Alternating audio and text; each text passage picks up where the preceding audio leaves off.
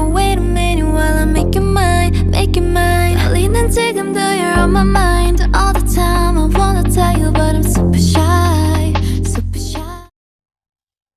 Assalamualaikum warahmatullahi wabarakatuh.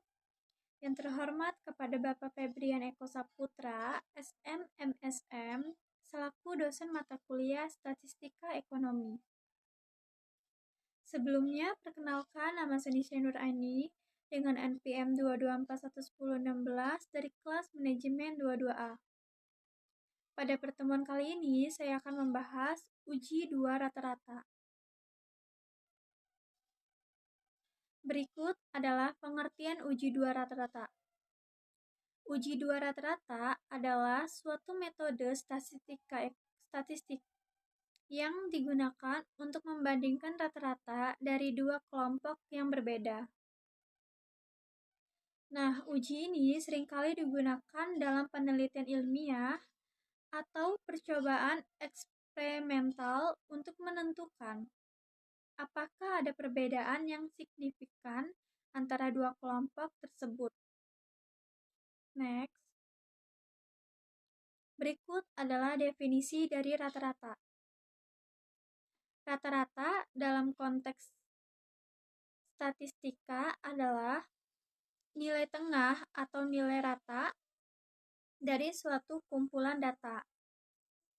Rata-rata aritmatika mean. Rata-rata aritmetika adalah jumlah dari semua nilai dalam suatu set data dibagi oleh jumlah total nilai dalam set data tersebut. Berikut rumusnya adalah mean sama dengan jumlah semua nilai per jumlah total nilai.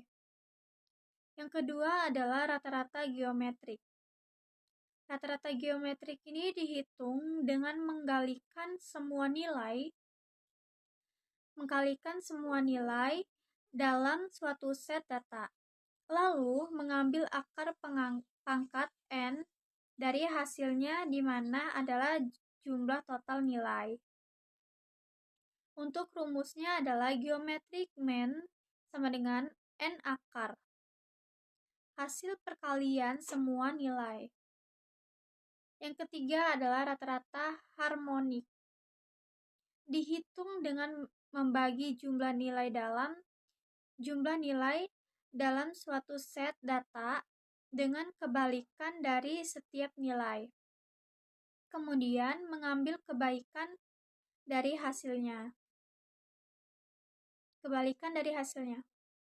Nah, untuk rumusnya adalah rumus harmonik mean sama dengan n per buka kurung 1 per dikali 1 ditambah 1 per dikali 2 ditambah titik-titik 1 ditambah 1 per x n kurung. Selanjutnya adalah hipotesis nol dan alternatif. Hipotesis nol itu HO dan hipotesis alternatif itu H1. Adalah 2 pernyataan yang diajukan dalam konteks uji statistik untuk menguji perbedaan atau hubungan antara 2 kelompok data atau variabel. Berikut adalah pengertian dari hipotesis nol dan alternatif. Yang pertama adalah hipotesis nol. Adalah pernyataan yang menyatakan tidak adanya efek atau perbedaan dalam populasi. Ini seringkali dirumuskan untuk mencerminkan status quo atau asumsi yang sudah ada.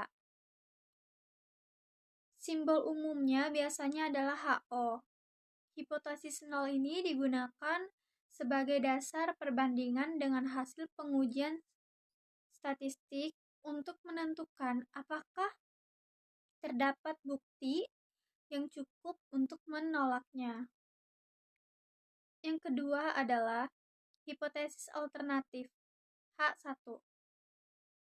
Adalah pernyataan yang menyatakan adanya efek, perbedaan, atau hubungan dalam populasi. Ini mencerminkan apa yang ingin diuji atau dibuktikan oleh analisis statistik. Nah, simbol ini umumnya diwakili oleh H1 atau HA. Hipotesis alternatif ini menyatakan apa yang ingin dicari tahu atau buktikan melalui analisis statistik. Jika terdapat cukup bukti, kita dapat menolak hipotesis nol dan mendukung hipotesis alternatif. Selanjutnya adalah jenis hipotesis alternatif. Yang pertama adalah hipotesis alternatif satu arah. Mengidentifikasikan perbedaan atau efek hanya satu arah, seperti lebih besar atau lebih kecil dari nilai tertentu. Yang kedua adalah hipotesis alternatif dua arah. Mengidentifikasikan perbedaan atau efek kedua arah tanpa menentukan apakah lebih besar atau lebih kecil dari nilai tertentu. Selanjutnya adalah uji statistik. Uji statistik ini merupakan suatu metode atau prosedur matematis yang digunakan untuk membuat keputusan atau kesimpulan mengenai suatu hipotesis terhadap data statistik. Berikut adalah materi-materi umum yang terkait dengan uji statistik. Yang pertama adalah definisi uji statistik. Adalah merupakan suatu pendekatan matematis yang digunakan untuk menguji hipotesis, membuat keputusan, atau mendeteksi pola dalam data. Yang kedua adalah hipotesis nol dan alternatif. HO ini menyatakan tidak adanya efek atau perbedaan, sementara hipotesis H1 ini dinyatakan adanya efek atau perbedaan yang diinginkan diujikan. Yang ketiga adalah parameter dan statistik. Parameter adalah ukuran numerik yang menggambarkan suatu karakteristik populasi. Dan yang keempat adalah tingkat signifikan. Tingkat signifikan ini adalah tingkat risiko yang diterima dalam membuat kesalahan tipe 1 atau menolak HO ketika seharusnya tidak. Umumnya, nilai A disetel pada tingkat seperti 0,05 atau 0,01. Yang kelima adalah uji statistik parametrik dan non-parametrik. Uji parametrik ini digunakan ketika asumsi distribusi tertentu dapat dipenuhi, misalnya uji student untuk rata-rata. Sedangkan uji non-parametrik ini digunakan ketika asumsi distribusi tidak dapat dipenuhi, misalnya uji Wilson untuk data berpasangan. Yang keenam adalah jenis-jenis uji statistik. Yang pertama, uji t-student digunakan untuk membandingkan rata-rata antara dua kelompok. Yang kedua adalah uji ANOVA. Digunakan untuk membandingkan rata-rata antara nilai dari dua kelompok. Yang ketiga adalah uji chi-square. Digunakan untuk menguji hubungan antara dua variabel kategori. Yang keempat adalah uji regresi. Digunakan untuk mengukur hubungan antara dua variabel terkait. Next. Berikut adalah langkah-langkah dari uji dua rata-rata. Uji dua rata-rata ini adalah suatu metode statistik yang digunakan untuk membandingkan rata-rata dari dua kelompok yang berbeda. Berikut adalah langkah-langkah umum yang diterapkan dalam uji dua rata-rata. Yang pertama adalah penyusunan hipotesis. Hipotesis 0, tidak ada perbedaan signifikan antara dua rata-rata. Terus ada hipotesis alternatif, yaitu H1.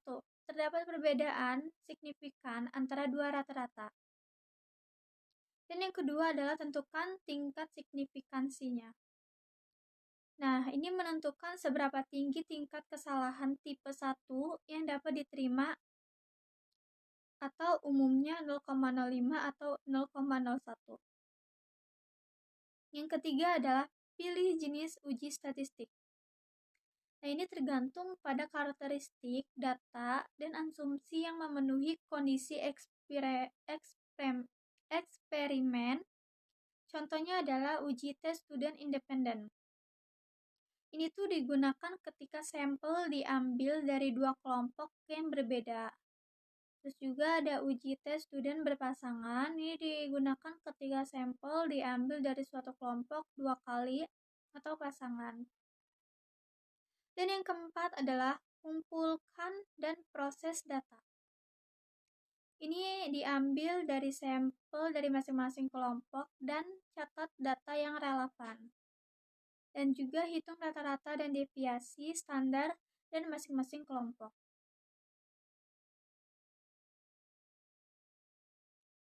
Ini masih lanjutannya, yaitu hitung nilai uji statistik sesuai dengan metode yang dipilih. Misalnya, tes. Bisa kalian lihat juga, ini rumusnya ada di slide. Untuk rumus materi ini, yang keenam adalah tentukan daerah kritis atau nilai kritis. Nah, ini maksudnya itu tentukan nilai kritis ini berdasarkan tingkat signifikan, yaitu A, dan derajat kebebasan itu uji alternatif. Digunakan nilai kritis dan tabel distribusi, yaitu T-student. Yang ketujuh adalah hitung p-value. Ini untuk menentukan seberapa signifikan hasil uji statistik. P-value ini adalah probabilitas mendapatkan nilai uji statistik se-eksternal atau lebih ekstrim jika HO-nya benar.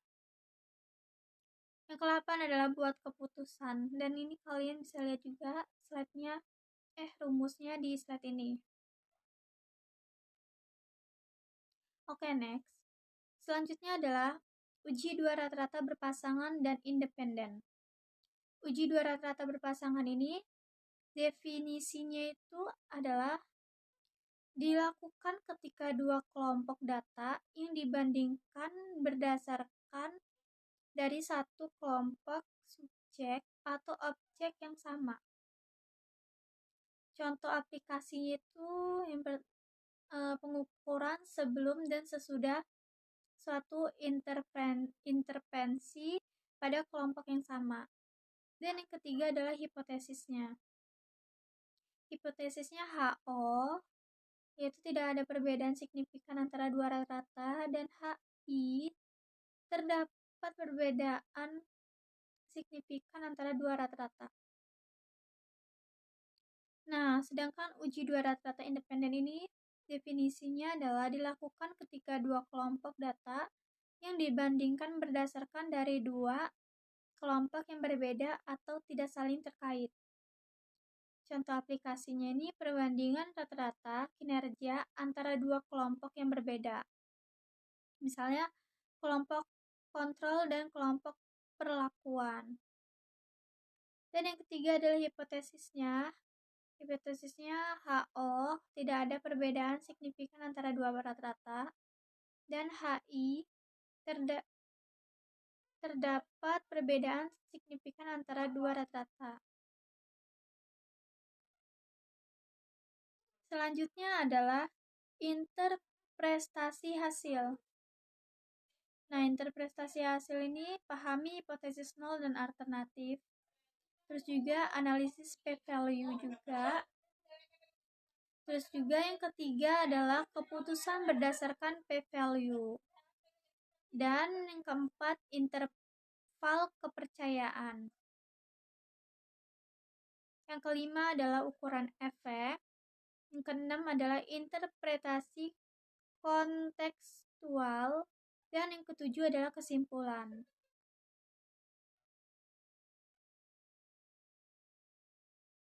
Baik, terima kasih pada materi kali ini. Wassalamualaikum warahmatullahi wabarakatuh.